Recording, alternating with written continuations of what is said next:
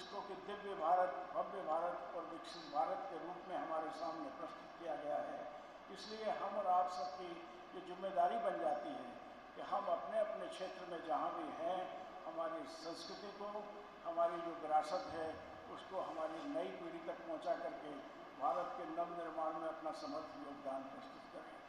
I am feeling immensely delighted to be present with you this afternoon, primarily because we all have to work together now with a samarpan, with a sankalp and with a total commitment to contribute our share for the making of the Viksit Bharat of our dream. और एक ऐसे भारत का निर्माण हमें करना है जो दुनिया में सर्वश्रेष्ठ देश हो, जहाँ केवल इकोनॉमिक प्रॉस्पेरिटी ही नहीं, लेकिन प्रॉस्पेरिटी के साथ खुशहाली भी हो, उत्तम स्वास्थ्य भी हो और भारत के नागरिक ऊंचा मस्तक उठ करके कह सकें कि हम उन पूर्वजों की संतान हैं जिन्होंने हमें सनातन संस्कृति से सही मायने में संपर्क हमारा जोड़ा है। संत जी, आपके ऊपर, विश्वविद्यालय के कुलपतियों के ऊपर ये जिम्मेदारी हमें पूरी मेहनत से निभानी है और मुझे इस बात की प्रसन्नता है कि श्री गुप्ता साहब ने, मैडम शशि गुप्ता जी और मैडम उषा गर्ग जी और उनके सहयोगी यहाँ बैठे हैं, उन्होंने ऐसी व्यवस्था की है कि हम अपने विश्वविद्यालय के छात्र छात्राओं को उनके मानव मूल्य और उनके कर्तव्य के बोध के लिए इस संस्थान में ला करके निश्चित रूप से शिक्षा का वो पक्ष भी पूरा कर सकते हैं जिसकी अभी लंबे समय तक कमी रही है। Without taking much time, I would like to express my profound happiness in being with you this afternoon and to thank from the core of my heart to Sri Gupta Sahab and all his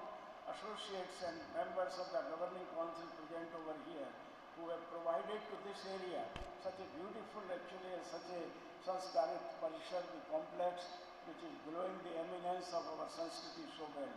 मुझे इस बात की भी प्रसन्नता है कि परिसर में बहुत ही अच्छी गौशाला है। विगत दिनों जब मैं आया तो हमने कामधेनु जी के दर्शन किए और उनसे हमारे भव्य भारत, दिव्य भारत और विकसित भारत को पूर्ण रूप से साकार करने के लिए प्रार्थनाएं भी की। मैं आपका बहुत बहुत धन्यवाद करता हूं कि आपने इस परिसर में गौशाला के साथ साथ आरोग्य और स्वास्थ्य के उत्तम स्वास्थ्य के लिए हमारी आयुर्वेदिक और सनातन संस्कृति पर आधारित चीज़ को बोला। Let me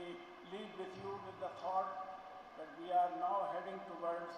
making up a new Bharat of our dream, where we want to ensure that people are not only having healthy body and healthy mind, but their soul must also be happy.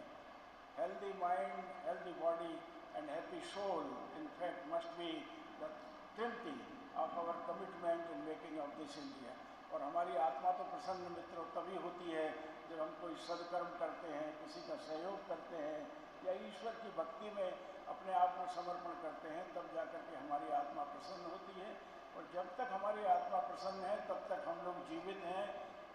और जिस दिन आत्मा ये मान ले कि अब तो हमारी कोई सुनता ही नहीं,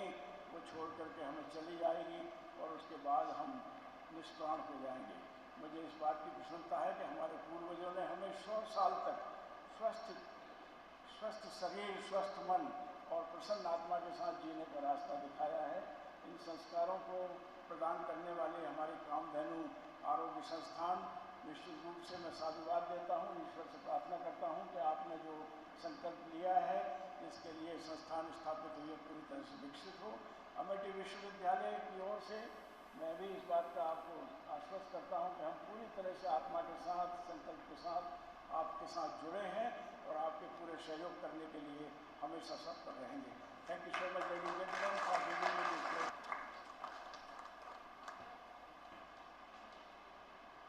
बहुत बहुत